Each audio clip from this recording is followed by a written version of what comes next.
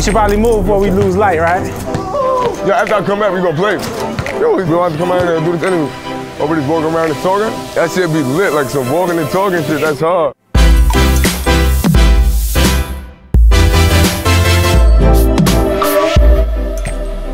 We in Brooklyn, man. Yeah, welcome to Genius. Yeah, bro, son. Much love. Right. My man Rob in the building. So much love, bro. My man Desiigner. Listen, I know you from Bed-Stuy. Yeah, man. Over Tompkins, right? At the back, Lexington Tompkins. Okay. Bed-Stuy, baby. We in the building, you know what I mean? Man, we had you over there. I think it was only right to do this in Brooklyn.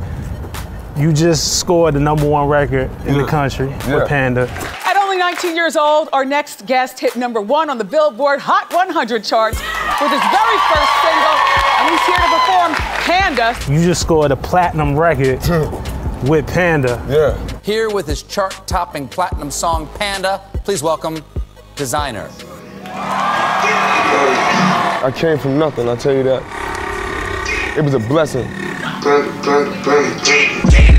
I got broads in Atlanta. Just gon' leave the van. Pretty clothes in the scandals. Hitting the licks in the van. Legacies, family. I ain't see, look like a panda. Roll around my teddy. Hold on. Let's go back a little bit and talk about the first time that music came into your life. My house was always a music, you know, it's an old school house, you feel me? Like, my pops was always on some old school funk, you feel me? Like, they had their old school stuff. That my sister, she was on the Jamaican reggae, you feel me? You know, I tell you, I was the ladies' boy. Like, I was the one that was on the floor, like, you feel me, singing happy birthday and all that, you feel me? That was my thing, you feel me? Like, go to parties, go to little girl parties on my block, say happy birthday to them. So that was just like, music was always me, you feel me? Like, music was just always in me. Like, everybody knew me from music or knew me from doing something funny with my voice. And just so people know, this is Desiigner's natural talking voice. There's no auto-tune on this interview. Ain't no auto-tune. Ain't like, this is how you really sound like in real life. Come on. Hey, hey. Yeah. Around 14, I learned that you started rapping when you was about 14 years old. Yeah. And you had got shot around the same time too. I believe in origin stories. I kind of look, ever since I was a kid, I would look at rappers like superheroes, and I feel like everybody has an origin story. And how did that affect you getting shot? Like, what was the circumstances that led to that? And how did that affect and shape who you are today? I ain't gonna lie, like I was a bad kid. I was a hard head, I was in the streets, doing dumb shit, you know, the average stupid shit, you feel me? I got hit in my hip, right here. Wow. Yeah, right there in my hip. And it just was like, it was a little bit of blood, and that little bit of blood, I wasn't no serious in and out. I was in the hospital 10 minutes, 30 minutes, you feel me? But it was just that moment that really said, yo, mind your business. Right. When that happened to me, it just was like, I knew I wasn't supposed to be there. You feel me? I always had a voice in my head that said, don't do the bad. To see my moms and hear my moms pass out at work, it wasn't pleasant. You feel me? It hurt my heart. You feel what I'm saying? I wasn't there. What does your mom say now? I know your mom is a whole different. You know what time it is? My mom smiled at me like a motherfucker, man. Son, like shit, like it's a blessing, man. I just moved out, like I went from selling everything. I said, I ain't gonna sell that. Can't do it. It wasn't working for me, so I'm just like, yo, you know what I'm doing? I'm selling my talent. Panda is the big record, like that's the breakthrough. A little bit before that was Zombie Walk. Zombie Walk, no control. I was always the artist that teased myself. You feel me? Like in the hood, I was the man you come to for the music. You want me to hook your shit up? You want me to spice it up? Put some on it. Fresher and design. Feed up like the recline. Going to everybody's hood, getting the best rapper. Let me jump on your record. Let me do this. Let me do some hooks for you. Let me do some. I was already gaining my momentum by doing that. So when I was just putting snippets out of me doing my own work, if you really know me, like, I'll be in your inbox late night. Yo, hear this music. Please check it out. You feel me? Like, please check it out. Hear this little snippet of my hook. I want to give you the whole thing. I just give a snippet of the hook and have you vibe out to it. So then everybody will post it. King Savage, Desiigner, what up? That Zombie Walk, making records, breaking records. I started finding apps on Google and started finding all type of things and doing my own little situations on it, like promoting my own thing. Ladder chopping, no control, Zombie Walk. I had the whole hood screaming Zombie Walk. Yo, the whole hood. I had my whole school. It was just going, you feel me? Now as that's going, I had Panda on the side. I'm thinking also on some like, I want to give away Panda because I'm like, you feel me? Like, I don't know what to really put to it. I want to wow to it, but I want to give it to somebody. She like, nah, that's a dub. Xander Ray, your manager. Xander Ray, like, that's a dub. Remember, my manager, I got to say that name. Xander Ray, that's a dub. Like, she said like, Panda's a dub? No, she said no, like, you not giving that away. You're not giving Panda away. Okay, like, you gonna keep that. She liked everybody, liked everything else, but she like, you gotta finish Panda. All right, I'm gonna finish Panda. I got broads in the line, to the Venus, to the front. Credit cards in the scouts, waiting for such shit, that's how. Finished it in like a year and a half. It took a year and a half, mine. Right. Now, the word go out, you feel me? Niggas is fiending for Panda. Yo, let me say this right now, man. When Panda drop, it's gonna be a hit. We all know it's gonna be a hit. But this is a message to that young real nigga. Don't remix Panda. I'm telling you that now. I don't wanna hear, I got broads in Atlanta, chasing codeine, cause I'ma smack the shit out you. Some dude named Pudgy, he puts out the verse. So he tried to take the wave. Yeah, but look, that's my man though, you feel me? He put it out on Facebook. Wow. I got the verse. A lot of people thought I had it, bro. He never sent it to me, though. I was hoping. I asked him a couple times, can I get it? I just gotta wait. But you know, if I had it, I'll send it to you, bro. He playing it, he being funny, eating Cheez-Its, acting on the phone like, nah, I ain't got it, you feel me? Alright, if I get it, I'll send it to you. I'ma keep trying. I'ma keep trying. Alright, what?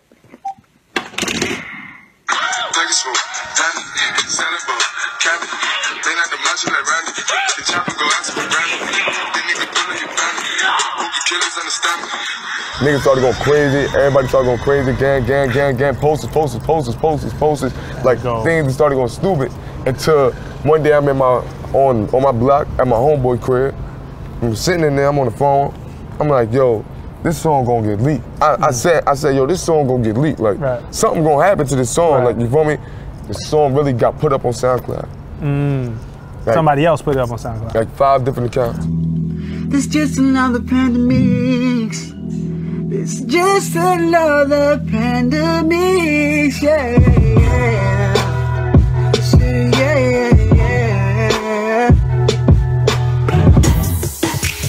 A lot of people still don't know what panda means. They feel like maybe you might be talking about the zoo or the pandas, but I heard it was inspired at first by a video game. Yeah, at first it was inspired by GTA. I'm in the crib. Grand Theft Auto. Yeah, I was thinking about it like Grand Theft Auto.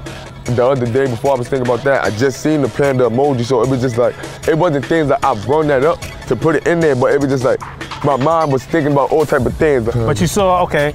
A movie. GTA, you playing GTA, and the BMW, the white X6. White X6. White X6. Is in Grand Theft Auto. Nah, the White X6 not even in Grand Theft Auto. Okay, no? I seen the White X6 outside. But that's what makes you different. Like I see a White X6. Yeah. And I think $75,000. You see a White X6 and you think Panda. That's why you the rapper. I'm the journalist. You was out in LA. Who are you meeting with out in LA? Because this is interesting. I was in the 11 label bidding war. 11? 11 labels. Are they even 11 labels out there to bid on you? 11 labels, all of them was going nuts. You feel me? Some of them gave it to me. Some of them was like, let's see how Panda do. And you feel me? Like, they lost what they did though. You feel me? Like, but I'm in a great, you feel me? In a great squad. You feel me? Like, good music, Def Jam, the family. You feel me? It's just like, I'm here, man. We doing our thing. How did you get on Good? Because that, more than just a record label, they really shape culture over there between Kanye West, Pusha T, Big Sean. They really shape the culture, not just the music that we listen to, but they affect the way that we dress. They affect the slang that we speak. I was gonna quote Kanye, but I can't, because there's a family audience, but it's Craig. And they just don't go and sign everybody. So definitely don't. For them to sign you made me feel like they seen something.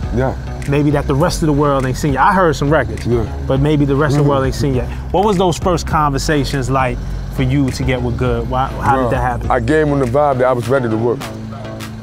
Off jump, I came in the studio, Mike Dean working. He working on something. I'm in there, I took that beat straight from him, like it was mine. You can ask Mike Dean, there's no disrespect to my man Vader, because that's my boy. I didn't give a fuck who beat that was. You feel me? It was just like, I needed that. And once I gave that vibe and then I finessed it like, yo, he just came in and did this track in 15 minutes. All right, he does that. Let me hear something now. I got a lot of shells in my gun, you feel me? Let's go to the room. We go in the room, we playing it. I got the whole room going crazy. I gave it to him. I gave him everything.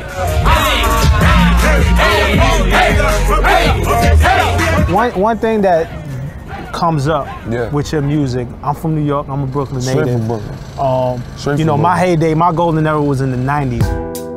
Biggie, Nas, Jay, Wu-Tang, all of that. And New York had a sound and an energy. Yeah. Now, with you being from New York and you being from Brooklyn, there's a question about how you sound and whether or not that sound is New York. I wanted you to explain your sound. Yeah, like you feel me? Like, when music is played, music doesn't have no law. Nobody could put a barrier on music, period. Just because you come from Brooklyn, you supposed to sound like you from Brooklyn. Like, it's like, you feel me? Like, I don't know what a Brooklyn sound is then. You feel me? Like, if a mouse could make a song, niggas gonna rock to it. You feel what I'm saying? Like, we gonna put it on the internet and it's gonna go crazy. You know who don't put no barriers on their music? Who? Kanye West. That's a guy who puts no barriers Exactly. Kanye has this album he's putting out called The Life of Pablo. And I'm the Life of Designer. That what showed you, you feel me? Like, it has no law. Right. How that man thought about Life of Pablo, and I was thinking I was already the Life of Designer. You feel me? So it just was like we bonded on that type of tip too. How did he approach you? How did it work out that he used your record? Because traditionally, you won't sample a record that just came out. I'm taking all the stego. I got broads in Atlanta, just at the lean. Credit cards and the scammers. Taking all the stego. When we talk about people who don't make music within a barrier, that's something that most artists wouldn't do. But he did it and it made sense. How did that happen? On Father Stretch My Hands too. Creative, being creative, and having the creative tip. Music has no law. And if I feel like I could put something on your song that could make it even more enhanced, and everybody did so many more remixes, it was just like, everybody was just enhancing Panda. Like, everybody, even the diss tracks was enhancing Panda. I'm tired of this fucking Panda song, I'll stand alone. I just wanna wrap my fucking hands across, stab their head and break the fucking Panda's jaw, burn them up and turn the fucking candles on, choke and beat them, put a couple of hammers on them, dab on a nigga while I'm standing on them like. I really like Joyner Lucas. And that shit is crazy. I can't speak for him. I felt like more when he said kill the Panda, that the beat is Panda, he gonna kill the beat, like a rapper would kill the beat. But come on, man. Look, that shit is ill. Rip the shit. Been on Animal Planet, I got my hands in a phantom, I can't again, and nobody gonna hand me a Grammy, goddamn it, I barely don't even wanna hear what they planning. Everybody had their own creative mind to it. You feel me? Like, it was just like being creative and building on top of music is what makes music. So this was like that with Kanye. Like, he built on it. Like, he had an idea for it, put something in the beginning, and let me rock up for the end. And it was crazy. Legacies, family, wait and see, look like a family. Going on like a Montana, honey killers on the helmets. I want to go into just a little bit of these lyrics because it's a lot that needs to be decoded. So we already broke down what the Panda is. It's the white X6. That's a fact. Right? White X6 with the black windows. Okay. I got broads in Atlanta. I got broads in Atlanta. Now, when you wrote this record, I had read that you hadn't been to Atlanta yet. Never smelled it, tasted it, walked on it. Have you been there now? Have you been to Atlanta since? I've been to the airport. Word. We gotta go. Genius gotta go. We gotta make the first trip. I've been to the airport, but you feel me? It was just like the fact that Facebook is lit. And I did have a bitch in Atlanta. Right. And then broads was like, you feel me? I was saying broad, like, shit, broad. Like, and that was the slang I was using at the time, because I always switch it up. Like, when I say I'm smoking weed, I say I'm smoking Jew people. Going for Jew kids. It's something that you will remember, like, because it's not normal. Okay. It's not normal, because it's for me. Definitely not normal. Pocket swole, Danny. Pocket swole. Danny. Danny. It's a real reason why I said it, and this real life shit again. I did a song, Danny DeVito. If you getting money in your pockets, so Danny DeVito, Danny DeVito. So when I was saying Pocket Swole Danny, I was shouting out that song, Danny DeVito. Wake up Versace shit, like Desiigner. Wake up Versace shit, like Desiigner. What was the first, do you own anything Versace at this point in your life? Nah, I don't own anything Versace. Genius need to be, the first time you go to the Versace show too, we need to be there too. We're gonna make these lyrics come to life. Your first trip to Atlanta might need to be with Genius so we can live the lyrics and we need to visit your bro. Yeah, for real. I know them girls going crazy. She still around? The Facebook one? Oh, no. She long and gone. You want to give her a shout out? No, can't give her a shout out, man. She's a skis okay. I like this. This is a bar. This is a bar. Like, this is rap. Call up, fill up. Gonna fill up the bank, right? How's it go there? I get that right? Yeah. So you're gonna fill the bank so your money is stacking. Yeah, you feel me? Call it fill up, okay. Gonna fill the bank. Niggas up in the bank, we gonna drill the bank, fuck, we gonna kill the bank, get it. Okay, and then when you watch, if you a fan of the Fresh Prince of Bel-Air, his uncle was... Fill the banks. It's a bar. Yeah, much love. That's real rap. Much love. All right, Jeff the Don. I know who Funkmaster Flex is. You shout out Flex. Yeah. You shout out Bobby Trends. These are DJs in New York City, Hot 97 DJs. And then after that, you shout out Jeff the Don. And me and the Genius community was like, who's Jeff the Don? I don't know who this is. Yeah, Jeff the Don, that was my man. I was calling him Jeff the Don. I always get my man's nicknames. I'm gonna need a nickname now. But, I'll give you time to think about it. Hey, Rob the God. Oh, I'll take it, Rob the God. You heard it here first. Let's go. Let's go. But Jeff the Don, like, did he work? Yeah, definitely. Like he worked with Bobby Trans. That's Bobby Trans' assistant. He worked with him. You feel me? Like, it was just like he was taking his time out of his day. And all this time working with Bobby to actually, you feel me? And he had faith in me. He done got me beats and all that. I think we understand Panda now. I think there's no other questions about what Panda means, what Desiigner is saying. What's next for you? I just want to know, you got one. Yeah, of course. But, you know, I believe this is the do it again business, all right? Yeah. So when you get one, that's cool, do it again. Yeah, do it again for What's up next for Desiigner? Give him another something else funky so they can vibe out to. I definitely got another one. I'll give you that one with me and you private, but yeah, I got another one, so it's coming. Mixtapes, merchandise, albums, tours, it's going crazy. Well, Desiigner, man, I feel like the two most valuable things that we have as people is time and energy. Well, your time might be a little more valuable than mine, but time and energy, and you gave Genius both your time and your energy, and you was very generous with it, so we appreciate you. Yo, I really appreciate it too, son. You heard, son? Rob the God, again. The life of Desiigner. Remember, Rob the God, you hear what I'm saying? Rob the God. Y'all don't call him Rob the God, man. Genius, let's go, we out. Get it off. You know what I hate? People hating, I'm showing people like this, how you could do shit like this. Like, you see that behind me? I remember, you know what used to be behind me? Tonka's Park, Gates, Dirt, deli stores. Nah, that ain't behind me no more. I ain't got that behind me. Got fucking nice ass land, you hear me?